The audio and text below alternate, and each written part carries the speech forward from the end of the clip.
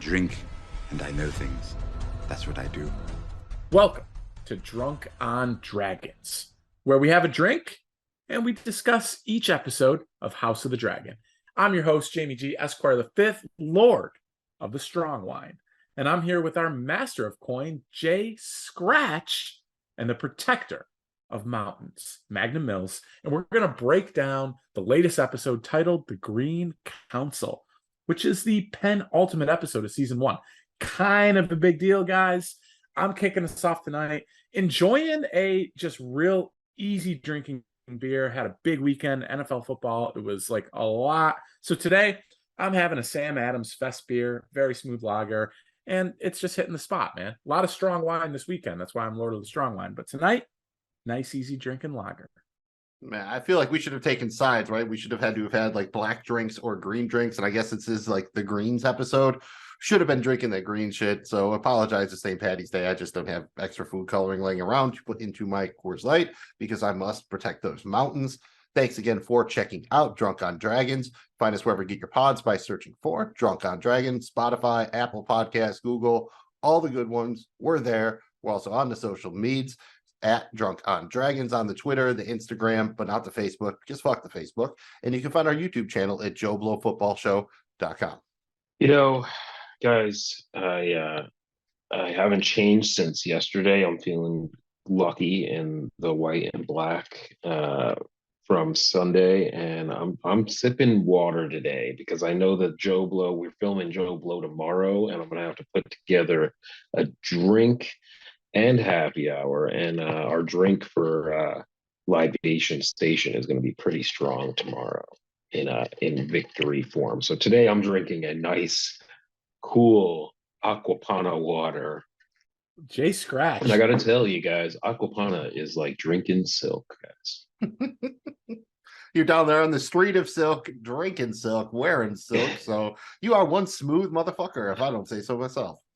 And basically that, you're master of the liver, dude. Just icing and nursing your liver back to form. We appreciate that here on Drunk on Dragons. You got to have a healthy liver function. He just hasn't figured out how to actually make an alcoholic drink with cheese sauce yet. He's just still trying to figure that out. To get the cheese and the sauce in the drink all into one concoction. So check back on the YouTube channel for that because we're going to try. People are going to drink some alcoholic cheese, goddammit. Yes, they will. One of the best soups is beer cheese soup. Let's make it a drink. And please be aware that Drunk on Dragons is 1000% a full spoiler show. All episodes of House of the Dragon and Game of Thrones could and likely will come up in our discussion at any given moment.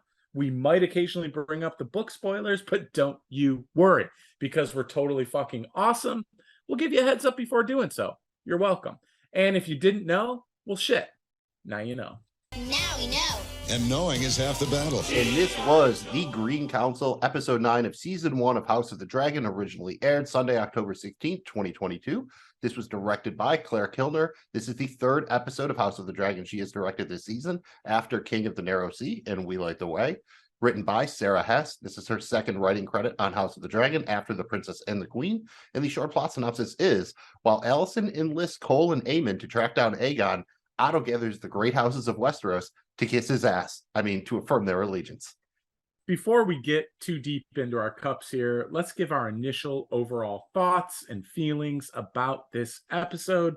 Master of Coin, Jay Scratch, what did you think of this one, The Green Council?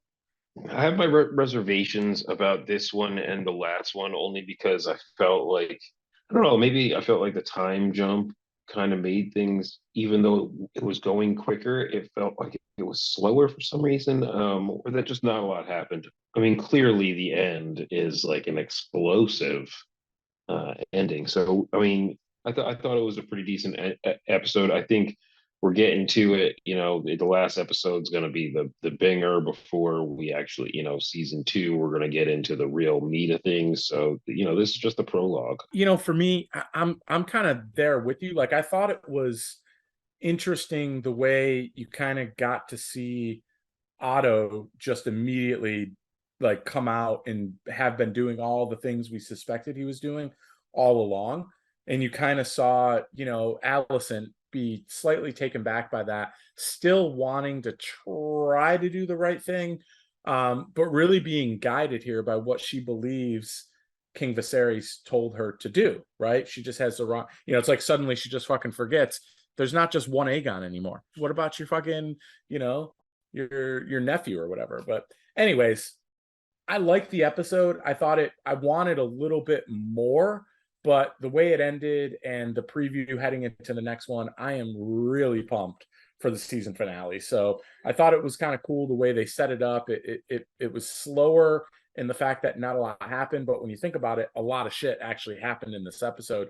I thought that was pretty cool. And I always like when we get out of the Red Keep and into King's Landing, because King's Landing seems like a wild ass place, dude. So I thought that was pretty cool to get a little break from King's Landing, get out the streets.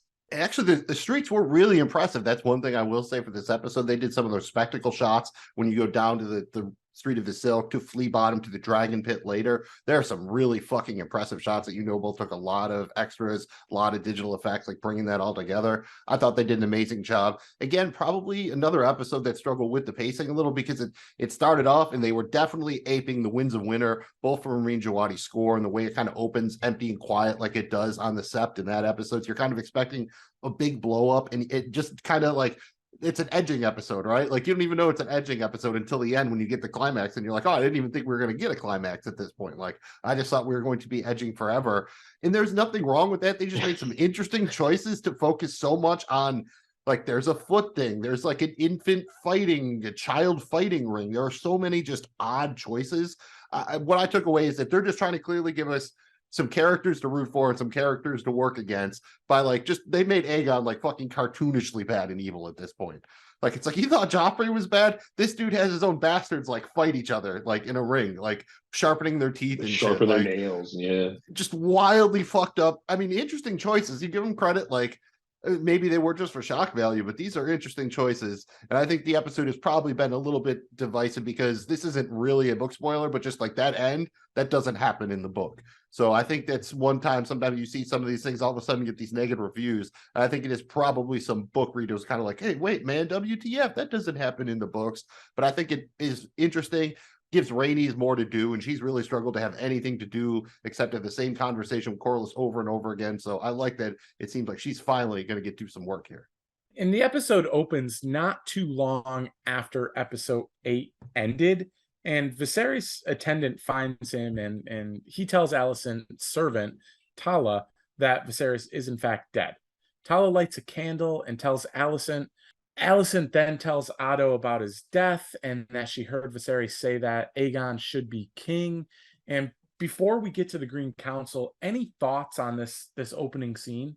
Do you think Otto really thought that Viserys said that, or do you think that he's like, oh no, she's in the game now, like he's dead and she knows, like, if she says this, it's going to improve their claim? I couldn't figure out if Otto really believes her or not. I guess it doesn't really matter. I just thought it's interesting because the episode does seem to be trying to like maybe create a potential future conflict between Otto and Alicent. So that's kind of what I took away from that. And you also see the Talia thing with the lighting the candle. That'll come back around. We'll talk about that a little bit later, about kind of like the whole, network of spies within the Red Keep and everything.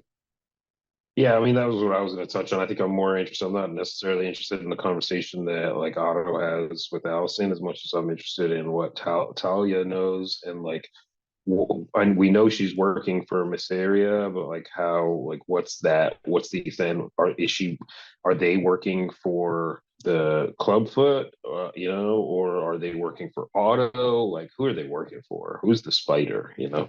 Yeah, man. And I will say that I do like that they're doing this kind of web being weaved, not totally obvious, like something's going on, but it's inquiring some thought, and I think that's cool about it. They're not just slapping you across the face and saying here's where it is, spelling it out. They're and that's what's fun about Game of Thrones in general, and they seem to be doing a decent job of that so far throughout House of Dragon as well, with just kind of putting stuff out there and letting you come to the conclusion and kind of figure it out without just making it super obvious, but also making it super hard to figure out. So I think it's harder to do than you think, and I think they're actually doing a really good job with it. Yeah, I think everyone likes to come to a good conclusion after it's super hard. Yeah, I think again, this is just a good setup for the intrigue that's going to come. I was, again, I thought the score coming in was pretty awesome, and then it sets up the whole idea we're going into the Green Council. And this is just one thing that's also a tiny bit different in the books, is that it, like, I think his name John, like the attendant who finds Varys, like the servant dude, he goes right to Alicent. So the whole Talia bit is kind of something that the show has invented, for better or worse, probably to kind of hook everything together a little bit more, is my assumption. We go from there to see the small council is now assembled, and it quickly becomes crystal clear that this is the Green Council. When Sir Criston Cole, I guess you could say, accidentally kills Lord Beesbury after he dissents against putting Aegon on the throne, we learn that the rest of the council has been preparing for this moment for a long time. Otto orders the Kingsguard to go to Dragonstone and assassinate Rhaenyra. This is all too much for a stand-up guy, in my opinion, and that's Lord Commander Harold Westerling. And he gives up his white cloak as he obeys no one but the king. And the realm does not currently have a king at the moment, so he ain't obeying your ass, Otto. What do we think about this meeting, guys, of the Green Council? Did this really surprise anyone? Because while it was neat to see it kind of come to fruition and play out, it just felt like they were doing this for years, right? I mean, yeah, Alicent even says that. She's like, oh, so how long has this been going on for? And why the fuck would you not tell me? And they're basically like, yeah, because we couldn't trust you with this. And I want to say R.I.P. Yeah, Lord we didn't Lyman want you being Beesbury. complicit. Like, just our boy Lyman. Yeah, he was always a RIP. dude. Every scene we came into the small council, he's just talking about numbers and this and that, and probably not a dude you'd want to like go hang out and have a beer with, but I would most definitely put him in charge of my personal finances, my business's finances. And here he was standing up, doing the right thing. And we see those weird little conversation attendance balls come back around in the weirdest way, when he's basically like, is it almost like the pencil trick from Dark Knight? Like, did he get the ball through the eye or whatever? Because Sir Criston Cole just basically slams him down and you just get that horrible sound. It's like, I think it was his temple. I think it went right in the soft spot. Yeah. Eesh, like that sound was oof. Like, I don't know how many melons they broke on the Foley stage for that one or whatever, but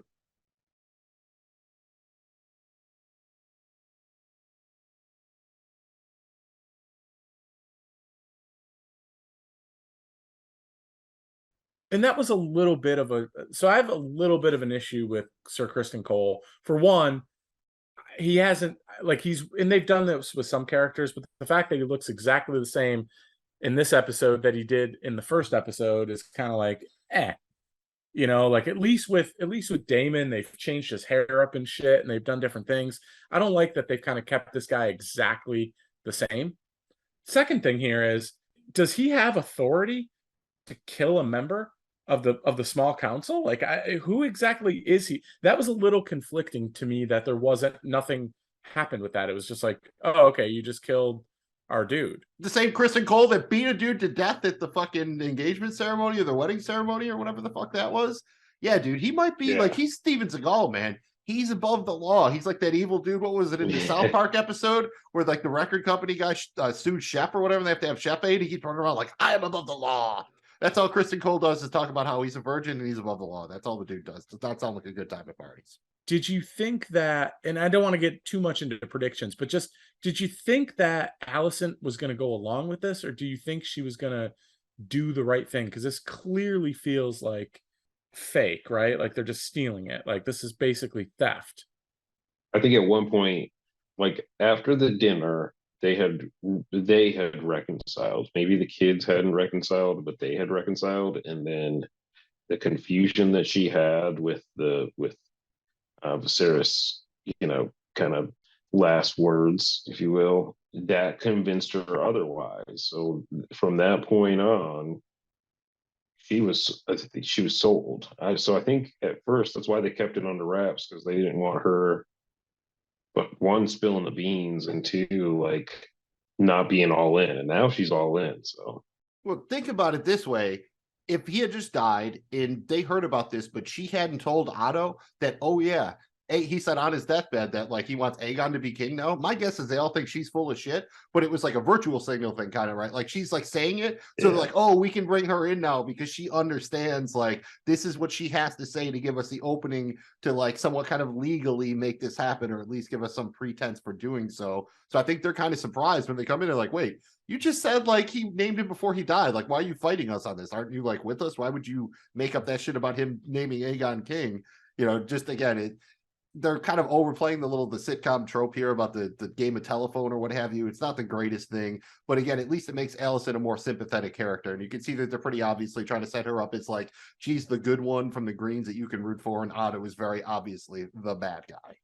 Alicent and Otto discover that Aegon is not in the castle and the chase is on, baby. Otto sends the Cargyle twins, Sir Eric and Sir Eric, to find him. It blows my mind. Alicent sends Sir Criston Cole and Aemond. The search goes from the streets of Silk to Flea Bottom and finally to the Grand Sept with an assist from Massaria. I think we got to see some parts of King's Landing that aren't on the public tour, and I, for one, am there for it. I really enjoyed, these scenes as we kind of get a feel for what it was like to live in King's Landing back during, the reign of the Targaryens here. Yeah, and shout out to Aemond here. You get a good idea as this whole thing is going on when he talks about how Aegon brought him there when he was like 13 to get it wet, so to speak. And you get the idea that he does not care for his brother, and he's basically disgusted by him. Like he just like it's like yeah. And you even see one of the Cargill twins at the end. Like theoretically, they're both on Otto's side. I think is it Eric or is it Eric? I think I know one of them is like Arik, but come on, George, come on, you're just fucking with us at this point. Like one of them, after seeing all this, that's too much for him. He's like, nah, dude, I'm out on this. Like I was down with it until actually seeing like this is the dude you're gonna put king. The dude who's like down with like having his bastards fight each other. Like this guy should not be of any position of authority. And give Aegon credit. It's the one thing that he's right about. He's like, I should not be put in any position of authority. Yeah, he's not fit for duties, but I just need to comment on it. If you had twins and you're like, all right, I'm going to have twin boys, like in what world would you ever name them Eric and Arik? Like what? Like you should not be allowed to be a parent with that ridiculous. That's a little bit too far. Like I know George R.R. Martin can do no wrong, but come on, dude, really? I don't know. Maybe the dad was a pirate and the mother wasn't, and she wanted Eric, and then it was twins. So it's like it'll be Eric and it'll be Arik. Matey. Maybe the middle name is Matey. Matey? Is there a yo? No, bro. Maybe the dad was a pirate and the mom was from Maryland, and so it was like Eric and Arik. Like that's the only thing. Eric and Arik. That's the only thing I can think. But they go by Eric over in Merlin. I mean, listen, man. You got Rhaenyra. You got Rhaenyra naming another child Aegon. You know what I mean? Like you got. And Viserys. So she named one after her dad. And that's like her fourth born son that she named after her dad instead of her firstborn. That's clearly a bastard. Very strong. In the world of Westeros, Eric and Arik aren't the strangest names. Did you guys buy that, Massaria and Otto, like they've never met before, they don't know who's who? Like, did you believe Otto and do you believe that's all that Massaria wants, is that for him to remember that she could have killed Aegon if she wanted to? Like he's only there because she let him go? Feels like she wants more than that, doesn't it? I think it's more complex than that. She seems to be the Varys of this thing, like the legit Varys. She's the one who like Varys always cared about the small folk in the realm and that kind of thing. And that's what you get the idea right here when her ask is basically like, give me some loot and maybe stop like letting the children fight each other. According to the books, that kind of thing only happened in like Slaver's Bay and that kind of shit. Like way over all the shit we saw Daenerys trying to stop, like the fighting pits or whatever. This is dark, man. Even in the books, it's rat fights that they go to see, not baby fights. Like this is a pretty wild, like this is them going out of their way to be like Aegon sucks. That's the thing that I guess you didn't sell me about that in the show, is like we didn't like. I feel like you showed me more of the damn orgy and not the children fighting, and not that I'm saying that's What would that's you a real rather see, weird bro? sentence to say. It's a real Terrible weird sense. sentence to say, but we are talking about Westeros here, Like somebody watched bum fights and be like, all right, how can we make this more offensive and disturbing? right? Yeah. I just like they were. It was just like a real quick fucking shot though, and it was like, man, I was actually interested in that. Like, what? How? Why was he like? How many bastards did he have fighting? Like, shit. He's like the Mike. He's like the Michael Vick of Targaryens with his own offspring. Yeah, and how many? When were all those kids his? Because I mean, there was several. Like, he's not that old. I mean, that means he's been just like having kids for. Dude's been busy though. I think when we met, at least the first like up jumped like time age version of him, he was doing the Homelander out the Tommen window, right? Yeah. That one like Village of the Damned kid that they showed, man, with the fuck, his eyes were pretty much glowing like the kids of the damned or whatever. But Children of the Damned. That's you remember that movie? And I definitely like when they're at like the Street of Silk or whatever. The one lady's like, yeah, he used to come here like 8 years ago. Like he is like way embraced his fetishes since then. Like we can't do anything for him here anymore. Like this is full like Randy Marsh. Like you need a very, very specific thing to get you there. One of the things that we complained about as we got through these first 9 episodes was, man, it's kind of hard to pick a side here. Who's who? Well, I think they finally said, okay, we're going to force you to pick a side, and clearly you're not rooting for Aegon, right? Because he's a total like terrible human being. You know, he's basically Joffrey, but worse, maybe. I don't know. You know, it's Joffrey without the ambition, but then you see when he's standing at the joint, like he gets this little like, oh shit, I get why people want to be king now moment. Right. And so I get like are you really getting that from him so far? Like I feel like we just had there were so many instances that Joffrey was fucking terrible that we were like, oh, this is hardcore. You know, like you fucking hated him. Whereas this yeah. kid, I don't really care that much about. Like if he fucking dies, great.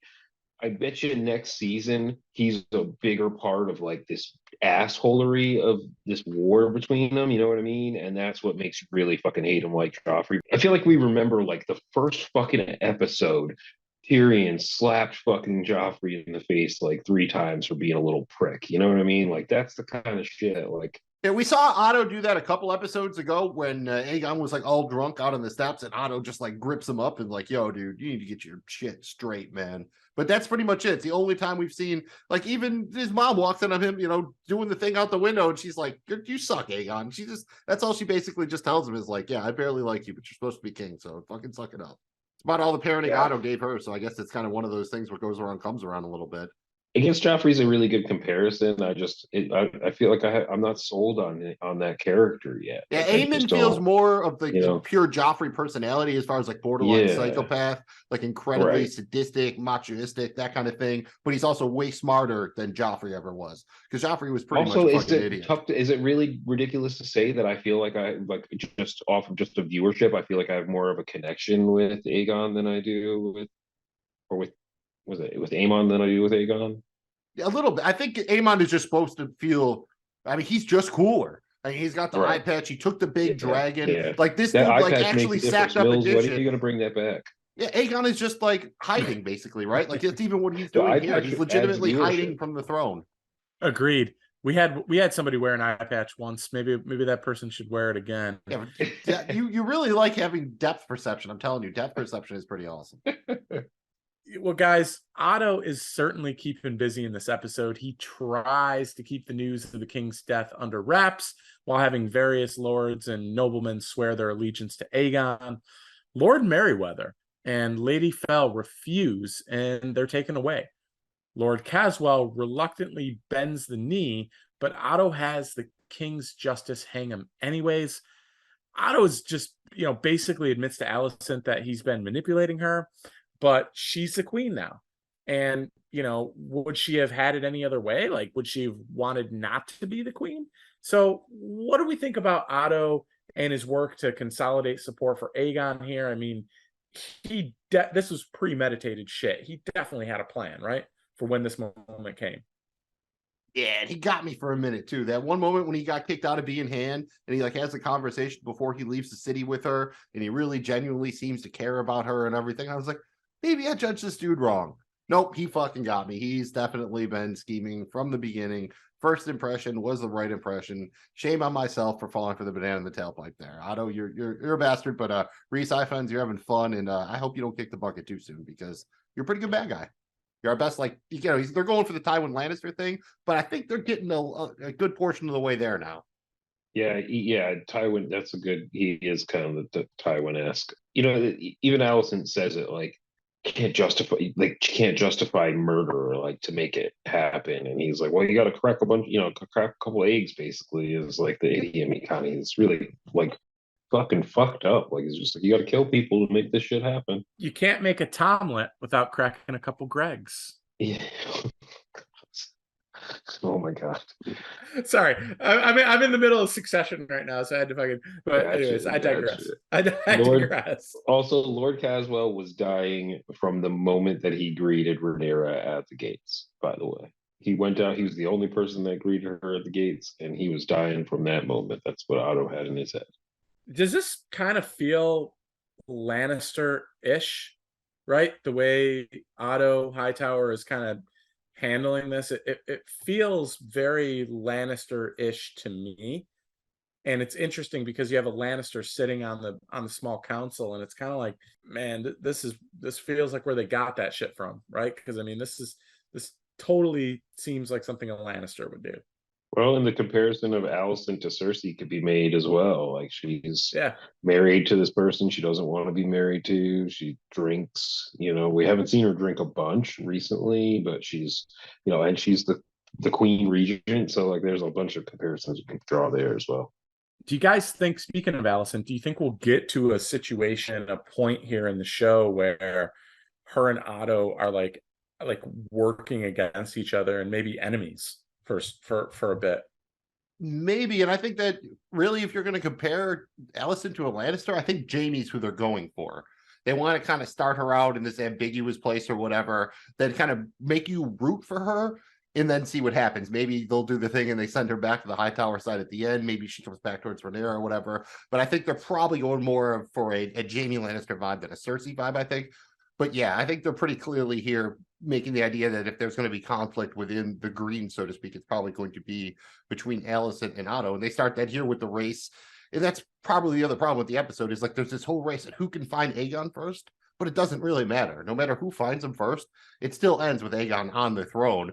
It's just a matter of like they somehow think whoever finds him first, like he's going to listen to. As soon as that dude hears all the people cheer, whatever, there's your Joffrey thing. Like he just, as soon as he realizes he can do whatever he wants, he's not going to listen to anybody. I think that was that's the clear through line, I think, between Aegon and Joffrey is as soon as they taste that power, it's over. Who will go farther, Otto or Alicent here to get what they want? I mean, it feels to me like Alicent at least has a mild, small resemblance of a conscience and moral compass. Otto, I don't think he's got any, does he? I mean, not really. You saw him order the Kingsguard to go kill Rhaenyra, and he didn't even blink. He had to do that was going to be an ask. And like the way he just like has even the Lord who eventually bends the knee, he has him hung anyways, just to be safe. Yeah, you get the idea that this is probably. I think they both could do it because you have Larry's there too. You know that dude. He'd be like, dude, just show me 3 toes and I'll take him out, Alicent. No problemo. Like if you give me your toenail clippings, I'll make it look like an accident. Well, that's interesting too, because like he's not necessarily in control. Like he's not control of his house. Yeah, he's the hand of the king, and he's got power that way. But he's not in control of Hightower or the Maesters. Like they fucking run shit. So like really, and we're starting to see there is some Maester inner workings, guys. Let's be honest about this. There's some shit going on in Hightower. So we don't really know like about Otto that much. He's a second son as well. The second sons have been not faring too well outside of Daemon, of course, right? Even he's had to work for it, man. They've definitely brought him kind of down and up it a few times, and he had to marry within the family to make it happen. So, and I don't think Otto's got that option. I think we've had enough of that, really. I don't think we need I don't even know what happens at this point. Otto marries Alicent. I mean, this is Game of Thrones. There's got to be a line they won't even cross, right? God, I hope so. Guys, that takes us to the final scene of the episode, and we see Aegon as being crowned in the Dragon Pit. Sir Eric has freed Rhaenys, and they've swept up in the crowd, headed towards the Dragon Pit to witness the coronation. Aegon doesn't seem too stoked when he walks in, but after being cheered by the crowd, he quickly comes around to this being, hey man, I'm the king shit, dude. Like, he's on that shit. He's now the king.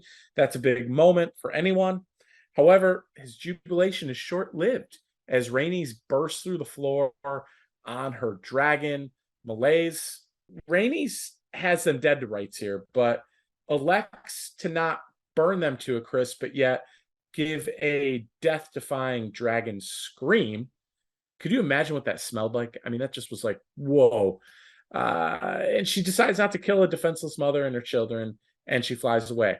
I'm just going to say right now, I wanted her to just kill them all. Otto, Alicent, Aegon, all of them. Just mow them down, Daenerys style, bro. Just burn it. That's what I wanted, but we didn't get it. Right, we didn't get what would have been the penultimate episode of the series, when then the whole next episode would have just been crowning Rhaenyra, and that would have been the end of it. Would have been cool as shit, though. It would have been cool as shit.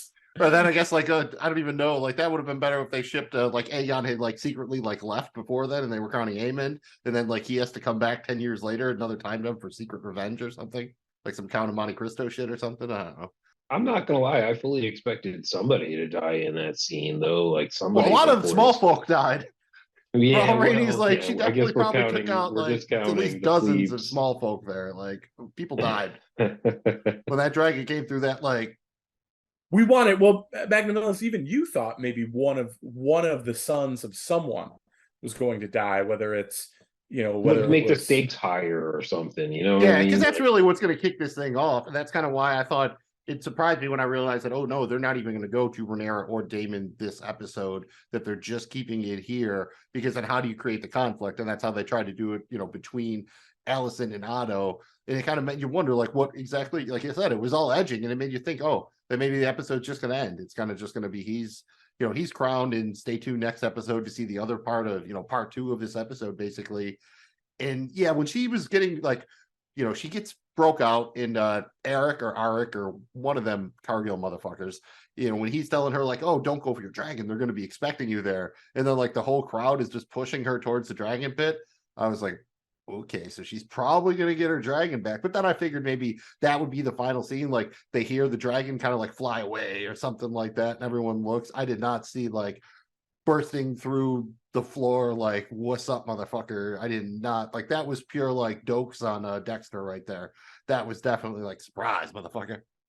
Yeah, it's like very reminiscent of like, almost close to the ending where the green explosion happens with the dragon fire. So wildfire there. Yeah, wildfire. It burned green though. Yeah, that was the stuff from like the Battle of Blackwater Bay and whatnot. What do you think she's going to do next? Do you think it's like that was just like a fuck around and find out type deal, where she's just like, we kind of got a little bit of the spoiler in the preview where she goes and she tells Rhaenyra, right, and Daemon, she heads to Dragonstone and tells them what's up.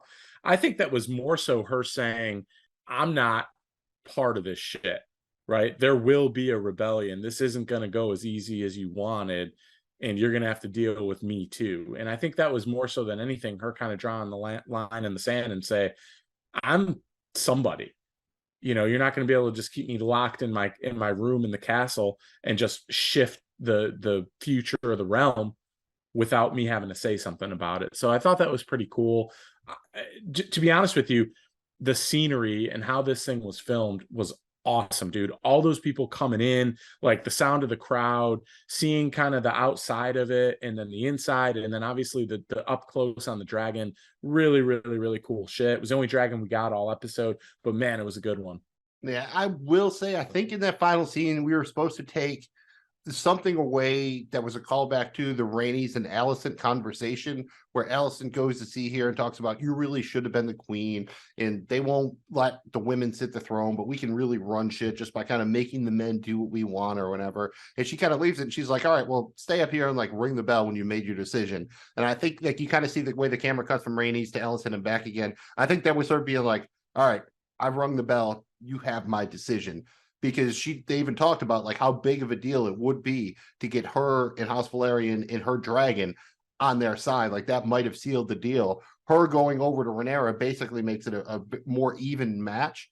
So I think that was kind of the thing. And you got the idea that Rhaenys also, again, Show wants us to root for her. She could roast them, but again, you're roasting a mother, the children, they're not really armed. They have no chance to defend themselves.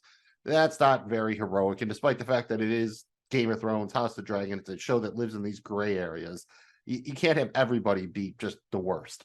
After a while, like this, it's just, you have to root for somebody. And I think the show's at least done a strong job of giving us clear characters they want us to root for. And hopefully they probably switch it around. So there's someone we hate that we wind up loving and someone that we love right now that we wind up hating, because that's, I think, when Thrones is at its best. Yeah, that being said, though, I think it's a huge mistake for her not to fucking kill everybody in that room right there, because tactically she should have just roasted them. That it was doesn't make any sense. To me, it doesn't. She make had to any kill like sense 8 people and she could have walked on the damn she throne knows, herself. She knows Rhaenyra has her back in that sense. Like, like maybe she still thinks that Rhaenyra killed her son, but like she's got her kids or her grandkids. There's not really any reason for her to attack. Like, get rid of that family right there, and then no other house fucks with you, because you're the only house with dragons, the Valyrians and the remainder of the Targaryens. So tactically, like you're saying, it doesn't make any fun. It's really stupid, actually. She has the chance. She should have taken it. Yeah, she either should have probably just like crept away and not let them know what happened, or roasted them. Like, showing her cards and then not actually pulling the trigger is not like, yes, that was the wrong move. But you know, that was the ending they wanted for the penultimate episode, and it did work pretty well. And then it was big and it was shocking and it was pretty fucking cool. Definitely. And I think she wanted to, like you said, to go back to your point where she made her decision, and she wanted Alicent to know the decision she made. I'm not on your side. Okay. And that was the most dramatic way to answer it, but she answered it. And, you know, she clearly said, I'm on the other team. So I'm not on Team Hightower, I'm on Team Targaryen. And so that was, I think that's kind of, to your point, what they were getting at there. Thoughts on the dragon itself? Anybody else think this was cool? I know we're seeing them a lot, so maybe they're starting to, you know, not be as exciting, but I thought it was awesome. It's still really cool for me. For our first like real time getting like dragons in the dragon pit action, they went all the way to like, you know, at least third base on the first date, I would say. There was no just rounding first after a single or something, man. If this was our first date with dragons in the dragon pit, we went all the way. Pretty cool. The only other thing could have just had another dragon come out, but then that would have been, I think that's what we're building to, is I think probably seeing some dragon on dragon combat in the finale, if I had to tease the predictions a little bit. Guys, that about covers the major players and scenes here. Is there anything else anyone wants to discuss from this episode before we move on? I touched on it a bit, but I really did love Aemond in this episode, in the idea, especially the exchange he had with Aegon, when Aegon's like, I don't want this, like, you can send me away, whatever, like, just let me get away. And, you know, at one point Aemond commented, I think to Chris Agol, he's like, yeah, you know, and I'm next in line, and if they come looking for me, like, I'll make sure they can find me. Like, you get the idea that he's kind of tolerating Aegon right now, but if like he caught Aegon like doing the Homelander out the window again, he might give him a little push, just a wee. Yeah, he definitely wants to be king. He definitely wants. Yeah. He has the ambition, but he's actually smart and scary. Like, he seems to be the better villain. So I think it just feels like it's one of those things where it's a matter of time where like they have to come into conflict, right? Because especially Aemond, he's got Vhagar, he's got the big dragon too. Like, he's not only big dick in an attitude, like he's, you know, packing to back it up. Yeah, he's packing a Mac in the back of the ack. I mean, he literally knows the thing. He's a dragon rider. He rides the biggest dragon in the realm. I mean, the dude wants it, and I like that prediction. I didn't see Larry Strong's foot fetish coming. I mean, let me ask you this: if he had like a born with like a small arm or something, would he have a hand fetish where he's like? He would be called Larry Stronghand then. You do realize he would be called Larry Stronghand then. I'm just saying. If that. Oh, take my strong. He probably makes some killer mashed potatoes too. I don't know. Is this necessary? I mean, this is weird. You get the idea, like Alicent probably would have gladly given him gold or whatever, but you get the idea like this is what he wants. I mean, I'm not trying to fetish shame or whatever. I would say of all the fetishes, a foot fetish is probably pretty harmless. Just, I don't get it. Like, their feet, they go in shoes I guess you can wear sandals without socks, but other than that, I don't really have much of an opinion. I guess just avoiding grown toenails and shit. But she knows, right? Like when he starts asking for information, she starts like, she starts taking off her shoes. couldn't he find and more then feet? Does she just have the best feet, I guess, or something? That's what I don't understand. Like, dude, I mean, obviously this he's the was Lord of Harrenhal. Can he not get more feet? You would think in Westeros, women would be lining up like, show my feet for dough. Like, it's a that's thing. I way mean, look at, easier. Quentin Tarantino, Uma Thurman, they had, but she, to Jay's point though, she knows now she's just going to look away as he basically masturbates to her foot. She's comfortable with the fact where she's done it. She's obviously, it wasn't her first time. She looked away and just kind of left with her own thoughts as he rubs one out, staring at her feet. It just, to me, it was like, he was already creepy and weird and mysterious. Did we have to add a foot fetish thing? I just, seems overkill for me, but what do I know? You mean in addition to having the bastard children with the sharpened teeth and fingernails fight each other? I mean, maybe a touch over the top. Like if you go to his room in the, I don't know if he lives in the Red Keep there, you go to the joint, like it's Harrenhal now, just decorated with like foot portraits all over. Like he just has like 3 artists working full time to just all kinds of feet. I don't even know what the. Well, and that's the other thing that's interesting is like she's basic, like like she's basically being like sexually harassed, and she's or okay exploited. with, Yeah, I mean, her Yes. son, like her son does it, and she's just like, oh, drink this milk, shut the fuck up, don't tell anybody. You know what I mean? So it's kind of like this huge hypocritical fucking like situation that and she she's brings that in. up to Otto even earlier when she's like, this whole time you were just like manipulating me, and like you say, like, do I want to be queen? She's like, I don't even know what the fuck I want because you've been manipulating me for my entire adult life, basically. So I don't even know if I want to be queen. Like you sent me to this old dude when I was like 12 years old or whatever, and that's all I've known since. I guess to her, maybe this feels less intrusive, but yeah, it's definitely a violation on some level. And Larry Strong doesn't help. Like, he doesn't like set he makes it just even creepier somehow. Like maybe it's just Yes. Shout out to the actor. I think his direction is be as creepy as fucking possible, and he's fucking nailing it. Yeah, it's when he puts his hand through the pee hole, dude. That's what's creepy. He's like creepier than Littlefinger, kind of. You wanted him to just pull it out, through the pee hole. You remember like the episode where Littlefinger like trying to Dave describe to the Chappelle girls told, like you the power or something while they like went down on each other. Like he feels like they watch that and like, all right, let's take that to the next level. Like, no, how man, do I we think like they watched out the episode of Dave Chappelle Littlefinger? and they were like, what is the creepiest thing a white man could do? Let's have him stick his hand through his pee hole. So weird. I'm just gonna leave my pants on. It's very weird. It's not a pants off dance off. I mean, what are the rules? I mean, I can understand if you're in like a public setting, like you're trying to get an old rub in the movie theater or something, but like not like that. That was just a strange scenario, man. I don't know. Yeah, you wonder if they even had to just do the whole like that's why they had the Rainey's on the dragon theme, even though it's not in the book. They're like, man, at some point post production, they're like, dude, if we don't do something else, this is just going to be like the Friends episode. It's going to be like the one with the foot fetish. So they're like, all right, let's do some dragon shit at the end here. Otherwise, people are just going to remember this as the baby fighting foot fetish incest episode. Which, for Game of Thrones, it likely deserves a spot.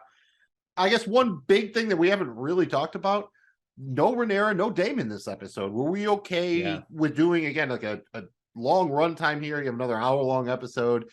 Did it work for you without having 2 of our major characters in it? It works, but I'm not gonna lie, dude. I missed Daemon. Damon's really growing on me, and I missed having him in this, and also Rhaenyra as well. So I wanted to see them more involved. It also kind of bothers me because it's like, okay, that your dad is on his damn deathbed, dude. I mean, it didn't take a freaking brain surgeon to realize like, hey, he's not gonna make it too much longer. You leave, like you should be there till he dies to make sure this shit doesn't happen. So somewhat sloppy play, in my opinion, on Rhaenyra. You're basically fighting for your claim. You just leave and let it. I don't like that part of this, but I miss them. I'm not gonna lie, in this episode. Yeah, in some ways, I feel like, all right, well, there's 2 things I want to say here. One, episode 8 and 9 are basically one episode. Just like it's just a big long episode when you put it all together, because that all kind of happens within a 1-day span, and it's like 6 years after the 10-year jump. The other thing is, I think this show could have used, and I hate to say it, like, but it could have used more episodes. Like, there could be more filler because I think they're going really fast with the time jumps, and I think they need to get somewhere. But like, I think the character development lacks when you're not seeing them all. Like they're this episode, you had nowhere to root for. Like, you're not rooting for anybody specifically because none of the characters you want. I mean, you got a creep that puts his hand through a pee hole, another guy that jerks off on a balcony and does some other shit. Like, there's nobody in this episode can you honestly say, well, I'm rooting for this guy to win this B storyline or whatever the fuck. You know what I mean? Because we have this running A storyline, and every episode should have a little B episode or B storyline, and it just didn't. Yeah, probably 2 more episodes or something like that, because you had, like, they did the one-time jump and we just had those actors for like 1 episode and then they jumped again. Yeah. You probably could have padded that out a little and done a little bit more with the transition. Again, I think this is probably something that happened in post, because originally we were going to open with the older actors and then do like a bunch of the early episodes as a flashback and then come back around. So they definitely played around with the narrative structure a fair amount. But yeah, you could have used a little more here. And it seems weird, like this is the episode where you could have had that character development, but we get a lot of it for like the Cargills, which is fine, Yeah. I guess, but kind of out of nowhere or whatever. And again, like the whole conflict between Alice and Nato, it's cool that it's setting up something, but it ultimately didn't matter, because no matter who finds Aegon first, this episode still ends with him on the throne and Rhaenyra on the outs. So they're fighting for the same thing. It's kind of just like, quibbling over like green apples or red apples or something at this point. I guess, obviously they went with green with the Hightower.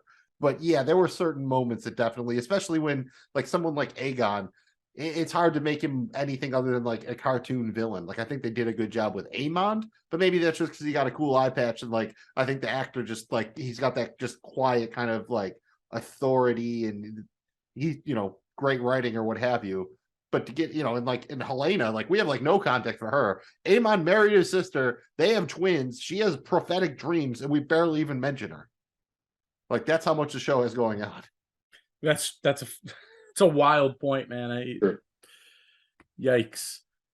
Guys, I think we probably have to ask the most important question here. And it's a question we ask every week, and it is critical to the importance of the show and this podcast. And that is, was there enough drinking and dragons in this episode titled The Green Council? Jay, what'd you think? No, there wasn't really a lot of drinking. And there's the one dragon, the climax at the end with the one dragon was good. I'm gonna say this is on the lower end of the spectrum of episodes when it comes to drinking and dragons. Hoping next episode's big though. I'm right there with you, bro. Next episode could be big. I think we saw 1 drink be poured, and that was basically, Allison's having like the hardest day of her life, and she finally gets to pour a drink and thinks she can relax, and here comes creepy Larry, wanting to rub one out, staring at her feet to give her little bits of information. That's not exactly a relaxing evening. So that was really it, I think, on drinking, which is like, man, nobody even raised a cup for King Viserys. But the dragon scene was awesome, but it was only 1. The show has kind of given us this where they don't want to overdo and overstim us on dragons. And so we kind of got 1 good one, but it was really good. So I'm going to give it, we failed on drinking, but we got a solid C+ on dragons. All about the dragon efficiency here. I would rather have 1 just balling out great scene like we got than have 4 or 5 kind of random scenes of them just flying or whatever. Like, this worked pretty well too, as far as like there's a lot of interaction going on with this dragon bursting through like that. They didn't really cut away. You saw pretty much all of it. So I'm willing to definitely, like, if we're going pass fail, this is super pass on the dragons, definitely a fail on drinking. But the episode made me want to drink myself, so I won't call it a complete loss here. I mean, you start out again with the fighting babies. By the time you get to the foot stuff and then the dragon bursting through, you're just like, God damn it, I need a drink. Like, probably some of the strong wine, none of that amber bullshit. It is now time to hand out the awards for our favorite parts of the Green Council, starting with that hot dialogue, that hot D baby, which is our favorite quote or bit of dialogue from the episode. Guys, I'm going to go first here. There was several here that I think were worthy, but I'm gonna go with the dialogue exchange between Alicent Hightower and Rhaenys Targaryen. Princess Rhaenys, I loved my husband, but I will speak the truth. We both know. You should have been queen. I little thought to hear those words from you. The Iron Throne was yours by blood and by temperament. Viserys would have lived his days a country lord, content to hunt and study his histories, but here we are. Pretty profound moment. And again, it comes kind of full circle with that final scene with Rhaenys on the dragon being like, yeah, I should have been, and here's your answer. I'm not riding with you. So I thought that was pretty cool. Yeah, she was on her Rough Rider shit there. That's a good one. I was tempted to go there. Instead, I'll go with a different Alicent quote. This is when she's talking to Otto, and Otto basically tells her, We've relied on one another these many years, and now it is the good of the family that we both desire. Whatever our differences, our hearts remain as one. Oh, our hearts were never one. I see that now. Rather, I've been a piece that you moved about the board. If that is true, then I made you Queen of the Seven Kingdoms. Would you have desired it otherwise? How could I know? I wanted whatever you impressed upon me to want. And now the debt comes due. Again, Alicent seems to be having all that hot D this episode. Jay Scratch, what's your favorite quote from the episode? I gotta go with Otto Hightower to Mysaria, where he's like, You yourself are the mysterious white worm, I take it. Or are you simply a further peel in this stinking onion? I feel like it just gave me callbacks to the Onion Knight, Sir Davos, Seaworthy, and it was really good. That's an Otto thing to say. A very, because he's like, you brought me down here to like fleet. Like you get the idea. He doesn't like go down there, right? Like you dragged him. Peeling like, apart. She didn't go to him. Like he has to go into the filthy, stinking. Like you get the idea. Like after he got on there, he went home and threw all those clothes out. Like no, dog. Like that's just Otto don't go there. Otto doesn't go down, dude. He don't go down. Speaking of going down, we're about to go all the way up because that brings us to the hot fire of the week, sponsored by our guy, Dylon. Dylon, and Dylon, because I spit hot fire. This is our favorite moment or scene from the Green Council. Mills, you're up first here. Hit us with it. A lot of good dialogue and everything, but damn, when Rhaenys comes out the floor on that dragon, there's no way it could be anything else. Even as a guy read like Fire and Blood, that was just like you didn't know it was coming. It was out of nowhere. It was fucking crazy. Enjoyed every second of it. Yeah, I'm gonna go with the hot fire coming from the dragon bursting out of the floorboards too. That was predicted by the daughter as well. So I just it tied it all up. It gives you that. There's that famous meme this week, fuck around, find out. And that's, that was her fuck around, find out moment. So that makes us a perfect 3 for 3. I'm doing the same thing. It has to be. I mean, that was an incredible scene. That is by far my favorite scene as well.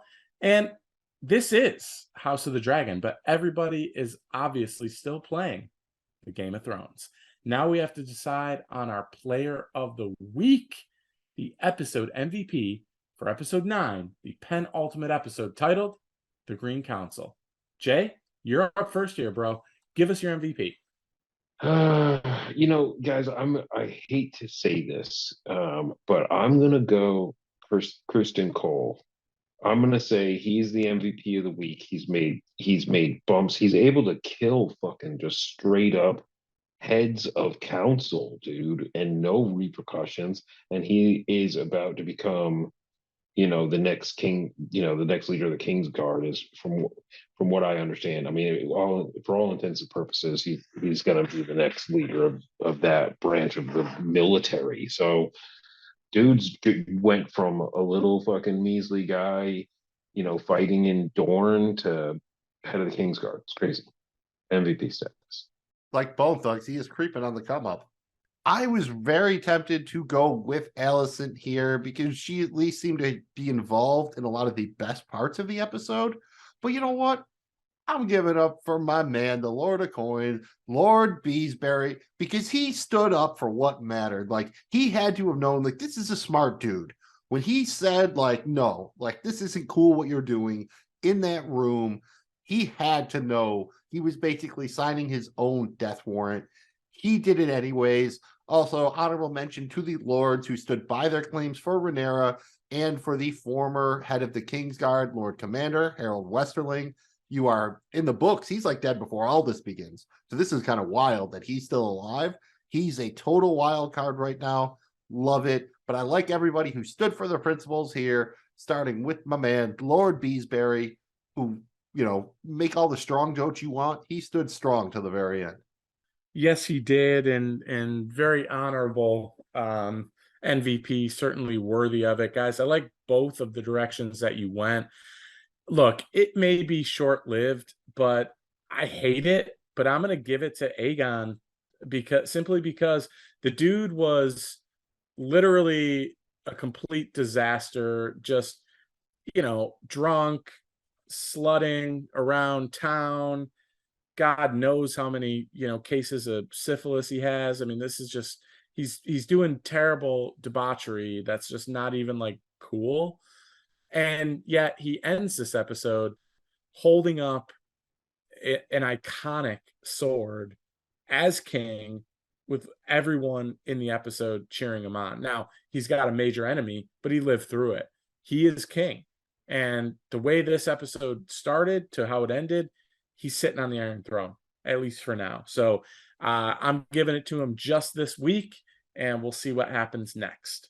We do need to remind you that while we did not officially attend the Citadel or get our chains, but 2 Chainz let us borrow one of his. Never forget that. That's enough to qualify us to give a grade to this episode titled The Green Council. For the record, we grade each episode of House of the Dragon on a scale of 1 to 10 dragons. The only question I have here is if 2 Chainz and Dragon were going to make a track, who gets the featured credit? Is it 2 Chainz featuring Dragon? Is it Dragon featuring 2 Chainz? 100% 2 Chainz featuring Dragon. Oh, you're selling my man 100%. Dragon short, and then Lord have Mercy's not even going to make it. He's just going to be on as a songwriter. Yeah, you're probably right. But shout out Dragon. We're trying to keep you alive, brother. We're trying to keep you alive over here, Dragon. I think Atlanta come get me. Fair enough. I am going to give this 8.9 Dragons. I enjoyed it. I think, again, there were a couple of plotting problems, pacing problems, some minor stuff. I still don't love how much the show is hanging around this idea of Alicent legitimately mishearing Viserys' final words. But I enjoyed it. This felt like it feels like its own show now, but it also does feel like it fits properly within the Game of Thrones universe. Even if this was a little bit slow, I was probably more like an 8.4, 8.5. Rainey's coming through the floor on the dragon. That's your half point bump right there. 8.9. Drag diggity ons, baby. Drag on, dude. Man, you're spitting the fire just like our boy Dylan. I'm going to live in that same universe. Just the way this thing ended, it kind of has me paced and excited to go into the next one. I'm going to give this a solid 9.0 Dragons, 9.0. Was it the greatest episode ever? No, but I enjoyed it, and I like kind of where they've positioned it. We're fully wrapped up in the game, and there's a lot of other little kind of side spins of the game, so to speak, kind of the game within the game. There's like some inside baseball shit going on here, which I personally enjoy, and so I'm giving this thing 9.0 Dragons. Guys, I was not here for the last episode of House D. I'm going to grade them both together because I think they deserve to be put together as one complete kind of section of the story. And I will agree that it's in the 9.1 realm for me together. I think they work really well together. I think you see a little bit more character development from Rhaena at the end, especially. She seems to be waffling throughout that from the beginning, where her, Lord Corlys is dying, and he's still out to sea. He's still 3 days away, and she's gonna make all these decisions, and to the point where she finally comes out with the dragon and has made the decision that she's going to support the Targaryens. I think all of that together is a 9.1. That brings us to maybe our favorite part of Game of Thrones, House of the Dragon. This is when we craft the theories, make predictions, wildly speculate, all that good shit. And this is it. There is no more. There's one episode left for the entire rest of the season. Like in the Water Boy, you cannot leave anything on the field. You got to bring it all out here. And please note that we will be discussing these sneak peek next time on, like about a 60-second teaser at the end of the episode on HBO Max, wherever you caught it. So if for some reason you didn't see that, you don't want to be spoiled on that, go ahead, bounce right now. Check us out next week. Thanks for checking us out for everything up to here. Otherwise, let's do this thing. And we teased it a little bit, but I'm just going to ask next week, do we get dragon on dragon action? I'm assuming it's a fight, but if you think that dragons are going to bang on screen, I would also accept that as dragon on dragon action. I mean, they got rid of all the dragon on dragon action on the walls of the Red Keep, which is disappointing, I would say, or even the dragon on people action, which is weird. Somebody's going to die from a dragon, I think. I think somebody's got to die. And prediction-wise, I'm going auto, right? Is that where we're going? We're going predictions? I'm going whatever you want. auto. Dragon people, knock yourself Dude, out. I think to push this really over the edge, to push Allison over the edge, to really force this war to happen, somebody has to die, and I think it's going to be Otto. I'm also going to say someone is going to die. I do think we get a little dragon on dragon.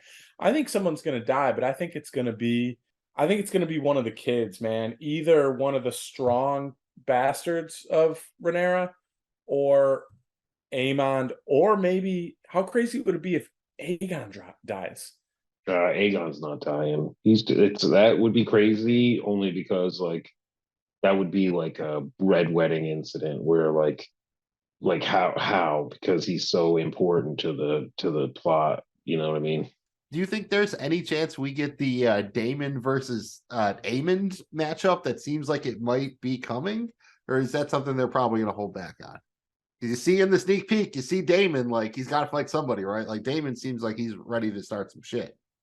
I want it so bad. And don't forget, Daemon single-handedly took out the crab man, dude, basically mowed down his whole freaking army. But I mean, he chopped the dude's fucking face off. He chopped the dude's head completely in half.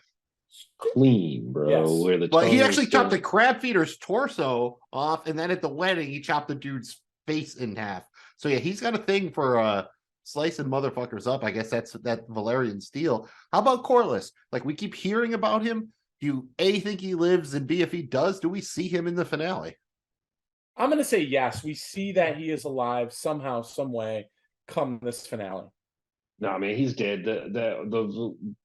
He has to die because the Valyrians don't exist in 200 years. You know what I mean? Or 170 years. So they're I can't see them extending his life much more because it doesn't really serve a purpose. And the one thing we learned from Game of Thrones is once your plot has served a purpose, you're off. Usually if you die off screen, it doesn't mean you're dead. So I will agree with that, but I just don't see I don't see him coming back. What purpose would that serve? Yeah, I feel one way or the other, you probably see him again, right? Whether it's living or it's dead, you have to kind of see him on screen. Otherwise, all bets are off. We heard Larry's talk about taking out Mysaria's kind of network there. Do you think Alicent takes him up on that in the finale, or is that going to be maybe another hanging thread for season 2? What was the beer commercial back in the day? I know it was bad, but it was something, and the punchline was always twins, and you'd see the two hot girls or whatever. How about the Cargill twins? They're on opposite sides now. Are we going to see the twins fight each other in the finale? And just for the record, these twins are played by actual actors who are twins, whereas the Lannister twins are portrayed by the same actor. So they could theoretically have a fight without having to spend a bunch of the CGI budget. Yeah, are we expecting to have another Clegane Bowl, or is this they haven't beefed them up enough to make them seem like they're badasses? Also, there's 2 other members of the Kingsguard that we haven't seen. So when? Yeah, and you have to figure that. Do we get to see Sir Harold Westerling, the former Lord Commander of the Kingsguard, like he leaves, he resigns his white cloak. We're assuming he's doing kind of like the Sir Barristan thing and he's going to go to Rhaenyra. But again, is that something we get in the finale or is that something that maybe gets pushed into season 2? I'm gonna say it gets pushed. Yeah. You gotta build the story, right? And we see in the sneak peek that Rhaenys comes back to Dragonstone. She's obviously talking to Rhaenyra and Daemon. Like, how involved is she? Is she just kind of telling them and she's going to hold down Driftmark? Or is she like going to be actively out there on her dragon taking part in all of this? Like, how involved is Rhaenys going forward? I think when you really warriors, think about dude. what she has left to live for, I think she's going to be pretty involved, man. I mean, she doesn't have a lot to live for. This is pretty important. I think she's going to be active in this fight. She might die on her dragon too, you know? Any chance in the finale that somebody tells her that her son is still alive? Like, if she like really goes out hard for them and everything, they're like, look, we told him we wouldn't tell you, but like, we didn't kill your son. Like, seriously, like, you know, to kind of like cement their partnership or something. Any chance, or is that like just going to be hanging in the background of the show for a while? And, you know, maybe it's like the Russian in Sopranos. Maybe it never comes back around. Maybe it does. I think he's never coming back around. I think that's Rhaenyra kept that a secret for 6 years and let Rhaena think that she killed him or had him hit. You know what I mean? So like, I don't think that like It's a deathbed I think confession that only, stays in basically. wraps. If she was going to die or something, maybe she'd be like, Right. "Oh, don't worry, your son still lives," or something like Yeah. that. But probably wouldn't tell her when it could like impact the outcome. That's fair enough. And I just want to ask you, what do you think the odds are of when season 4 of Succession comes out and HBO is cutting promos? One of the promos is one of the characters on Succession watching House of the Dragon. They watch some scenes and like they just turn it off to like, that's not how Succession works. Like, we're getting that promo, right? Come on, HBO. You know we're getting that promo, like a little crossover promo, aren't we? It's too That'd be easy. great. It's too easy. It's a softball. That's what she said. And one last one before we get out of here. We've covered a bunch of different shows. We've talked about bunch of different stuff. One of the shows we talked about was The Boys from Amazon. We've talked about Game of Thrones, House of the Dragon here. So who is worse, Aegon 2 or Todd from The Boys? Who's just the worst human being? Well, so I'm lumping all Todds in together here, Mills. There are a bunch of bad Todd fucking people in film. We're gonna go Todd the Boys. You got Todd from Breaking Bad, which I just finished watching. Fucking Todd from Breaking Bad is a douche. You got The Todd worst. from She-Hulk. She-Hulk Todd. I don't know, you guys. I've been watching She-Hulk Todd. He's pretty shitty too. There's just a plethora of Todds. They should have just named Aegon Todd. Like, he should just been called. Like, his middle name should be Todd. So that's my answer. He is a fucking Todd. I second that motion. I am all in on what Jay Scratch just said. He's not wrong at all. They good both Todd, suck, but man. at least Aegon for a minute seemed like he had some semblance of he was aware of the fact that he sucked. While Todd like thinks that he's actually like kind of super cool still, and he is like in fact like really the worst. I'm pretty sure in Liar Liar, the really lame ass stepfather, his name's Todd. I'm pretty sure, man. If anybody you is might be right really on that, watching dude. subscribes and your name Todd, we're sorry. Blame it on your parents, not on us. We don't mean to. Change your name. I'm sure there's a couple good ones. The Soup Producer has a dog named Todd. He's pretty cool, especially as far as dogs go. But he's also the Todd father, so maybe he spells it differently or something. I don't know. Oh no! In real life, your name might be Todd, and you might be great. But just know if you're an actor, Fictional Todds your suck. Is name's that what we're saying? Todd, Fictional Todds are the worst. Like, if you were looking at the script and they're like, "Oh, you're playing the role of Todd," you should just be like, "Ah, fuck." The question Yep, are there I'm enough that guy. bad fictional Todds that we could just do an entire podcast called Fictional Todds Suck and find enough to keep going for a while? I mean, are there enough shitty Todds out there to really make it happen? I don't know. You have to tune in to find out. That's how it works. I don't know how, but there's only one episode of House of the Dragon left. Good news. We'll be back next week to cover the season finale. In the meantime, please like this video if you're watching on YouTube. or rate the podcast wherever you're listening. We really, really, really appreciate it. It helps other people find our show so they can enjoy as well. Enjoying everyone in the realm. Mills, remind everyone how to find our show. Well, now I just want to know if www.fucktodd.com is still available. We will look into that. But in the meantime, you can find us wherever you get your pods by searching for Drunk on Dragons. You can find us on the social medias at Drunk on Dragons. You can find our YouTube channel at JoeBlowFootballShow.com. Got a bunch of stuff over there. We talk a lot about football, fantasy football, wagering. There's some fun stuff. We make some food. We drink some drinks. It's a good time. If you like this, you should check it out. I think you'll have a good time. We'll see you next week to cover episode 10, the season 1 finale, dude, titled The Black Queen. Whoa, cannot wait. That Drunk on Dragons episode will drop on Tuesday, October 23rd. Thanks again for checking us out. Drunk on Dragons is an unofficial show. We are not in any way affiliated with House of the Dragon, Game of Thrones, George R.R. Martin, HBO, or Warner Brothers Television. The views expressed here are those of the hosts only and do not reflect the views of any other persons or entities. You can contact us at drunkondragonspod@gmail.com. Please remember to like and subscribe. We'll check you out again next time for more drinking and, of course, more dragons.